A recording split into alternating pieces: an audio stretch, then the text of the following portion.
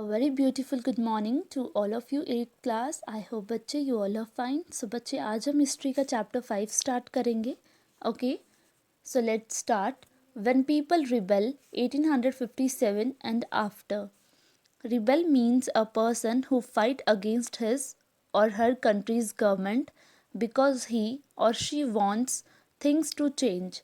So बच्चे rebel हम एक ऐसे पर्सन को कहेंगे, ठीक है, जो अपनी कंट्री के खिलाफ आवाज़ उठाए और कहे, गवर्नमेंट से कहे कि मुझे चीज़ों में बदलाव चाहिए.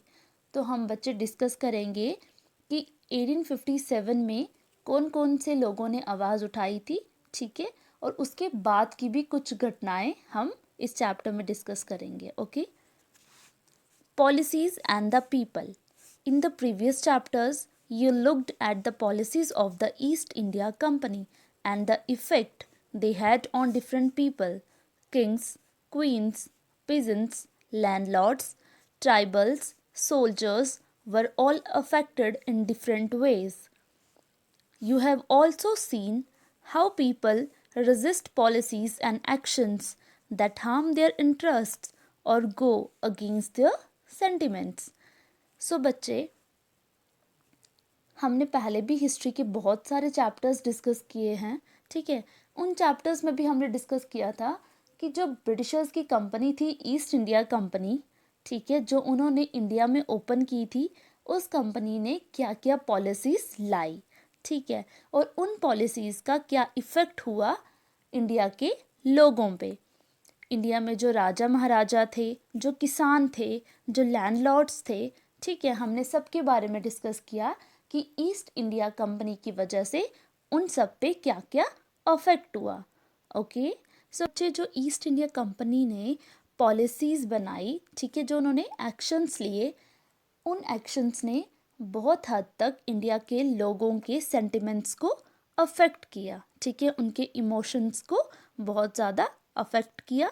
तो इसका क्या प्रभाव पड़ा था ये हम आगे डिस्कस करेंगे. Okay. Nawabs lose their power.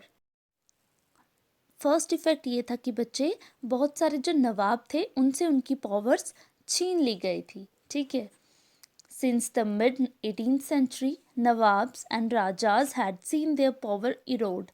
So बच्चे 18th century के मिड में जो राजा महाराजा थे और नवाब थे, उन्होंने देखा कि उनकी पावर उनसे छीन ली जा रही हैं.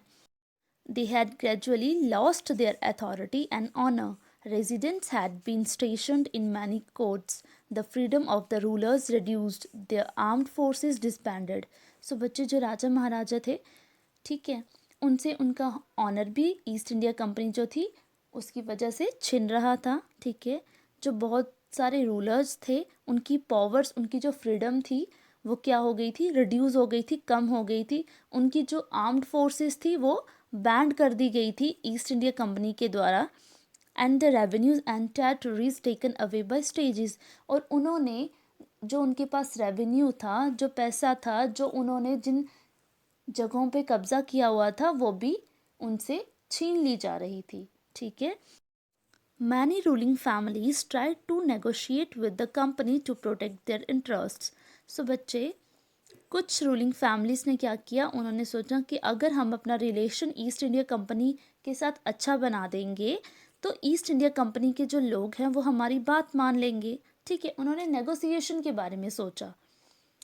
फॉर एग्जाम्पल, जैसे कि Rani Lakshmibai of Jhansi wanted the company to recognise her adopted son as the heir to the kingdom after the death of her husband. Nana Sahib, the adopted son of Peshwa Bajirao II, pleaded that he be given his father's pension when the later died.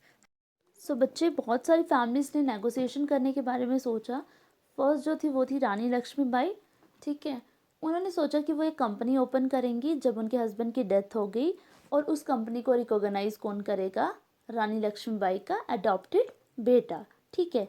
Second जो request आई वो किसकी तरफ से आई, नाना साहिब की तरफ से, ठीक है. और नाना साहिब जो थे वो अडॉप्टेड सन थे पेशवा बाजीराव सेकंड के, ठीक है। नाना साहिब ने भी कहा कि उनके फादर की डेथ हो गई है और उनको उनके फादर की पेंशन मिलनी चाहिए।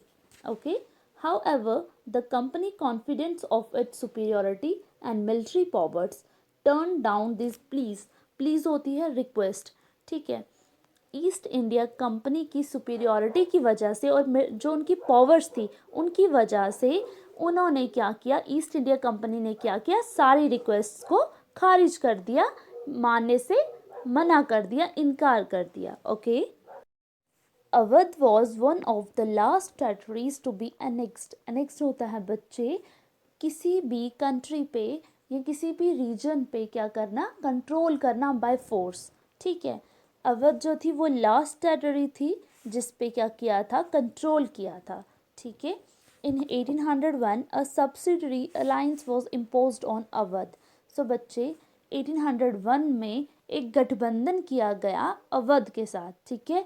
और 1856 में उस गठबंधन को तोड़ दिया गया, किसके द्वारा, ईस्ट इंडिया कंपनी के द्वारा, ठीक है। Governor general Dalhousie declared that the territory was being misgoverned and British rule was needed to ensure proper administration, ठीक है। तो बच्चे 1856 में जब गठबंधन टूटा तो गवर्नर जनरल जो डलहौजी थे उन्होंने कहा कि जो अवध है उसको मिसगवर्न किया जा रहा है, गलत रास्ते पे चलाया जा रहा है ब्रिटिश रूल के द्वारा, ठीक है। और ब्रिटिश रूल को चाहिए कि अवध में प्रॉपर एडमिनिस्ट्रेशन करें। Okay. The company even began to plan how to bring the Mughal dynasty to an end. जो ईस्ट इंडिया कंपनी थी वो प्लान कर रही थी कि वो इंडिया से मुगल डायनेस्टी को कैसे ख़त्म करे, ठीक है। The name of the Mughal king was removed from the coins minted by the company.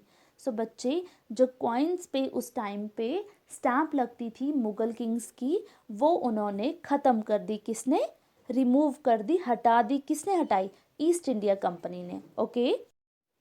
In 1849, Governor General Dalhousie announced that after the death of Bahadur Shah Zafar, the family of the king would be shifted out of the Red Fort and given another place in Delhi to reside in.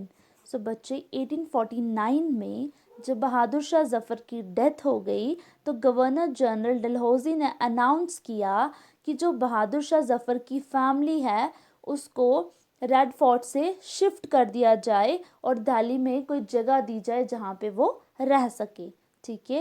And in 1856 governor general Canning decided that Bahadur Shah Zafar would be the last Mughal king and after the death none of his descendants would be recognized as kings, they would just be called princes.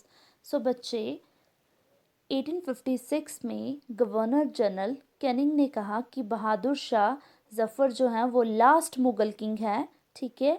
और उनकी death के बाद कोई भी उनके वंश का आगे किंग नहीं बन सकता है, उनको सिर्फ हम प्रधान का दर्जा देंगे, आगे उनकी जनरेशन में उनको किंग नहीं बनाएंगे, ठीक है। डिसेंडेंट्स होता है बच्चे वंश, उनके वंश का कोई भी है, अगर उनका कोई बेटा है तो उसको महाराजा की गद्दी नहीं मिलेगी, ठीक है, उनको सिर्फ प्रधान माना जाएगा।